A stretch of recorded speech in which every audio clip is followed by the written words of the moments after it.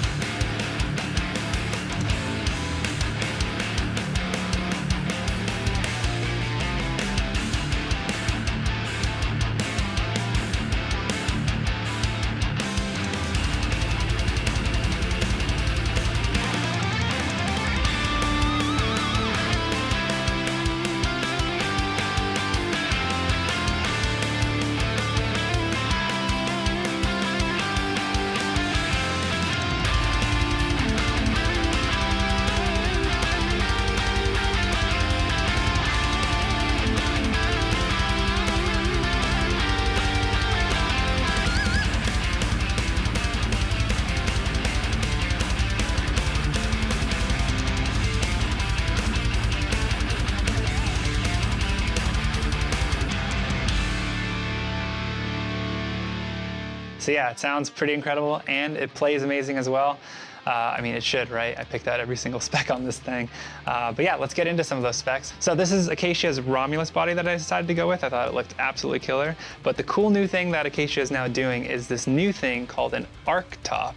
So you may be able to see this. I'm gonna do some close-ups, but normally a guitar will be flat here, but this actually has a nice arc here, and it has that extra little curve, which makes it look really nice against the, the way the body is, but it also feels really nice against your body, the way you hold it, and actually takes off a little bit of weight as well. So that's a really cool new thing that they're doing. As for the color, I decided to go with green because green is my favorite color, and it's from my first guitar. I chose green, so I decided that my custom should be green. But then I also decided to do a nice natural wood combination, so I went with black limba for the body as well as black limba for the neck. I just really wanted it to pretty much look like a tree. I don't know why, but I thought that would look really cool, like that organic type of look. So that's why I went with green. We have a maple burl top, which looks absolutely gorgeous. Scott did a really good job book matching the two pieces here. It looks almost like one piece, to be honest. He absolutely killed it. The other cool thing is that we have this flamed maple binding on the neck, but on the body, it actually is, it's not a binding exactly. He's actually just kind of taken off some of the finish here, and that's actually the top you're seeing. So you're seeing the maple burl come out right here up the top, and it has this cool, sleek look to it that I absolutely love. I decided to go with a bolt-on construction, but one thing that's really cool is that we have these threaded inserts, which makes for a nice tight fit between the neck and the body joint. It helps with the sustain a lot. This guitar has a ton of sustain. And yeah, has this nice little heel cut right here too, which makes it really easy to get up to that 24th fret. This is a 24 3/4 scale length guitar. The shorter scale length makes for less tension, so it makes it easier to wiggle the string.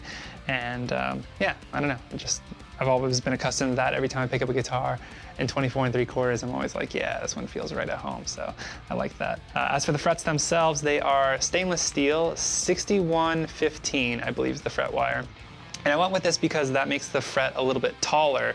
I'll show you like a diagram picture on the screen here of what it is. And that taller fret makes it so it's nice and easy to vibrato because my fingertips won't actually touch the fingerboard itself, and kind of like not really having to be a scalloped guitar, if that makes sense.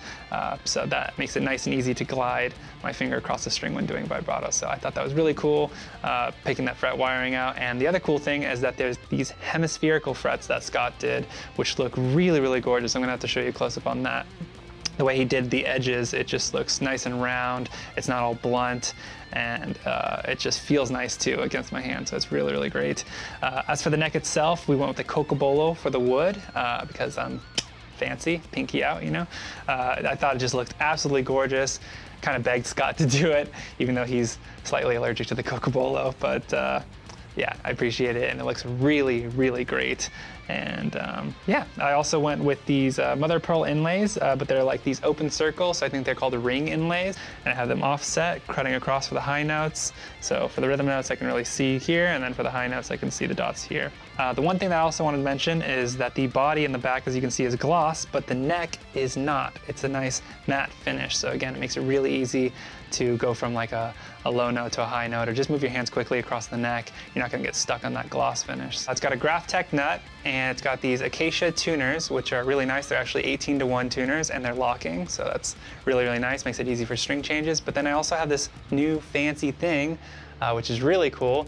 It makes it so that I can go from standard tuning to drop tuning with just a flick. So kind of like a D tuner, but since I'm not using a Floyd, you know, it's not down there, it's right here. I always go from D standard to drop C a lot, so this makes it really, really easy to just flip back and forth. Whenever I'm picking up my other guitars and I need to go back and forth now, I feel like a caveman having to go back to it. So that's been really, really nice. We got the Seymour Duncan 59 in the neck, and then I chose to go with an EVH Wolfgang pickup in the bridge. I think it sounds really, really nice.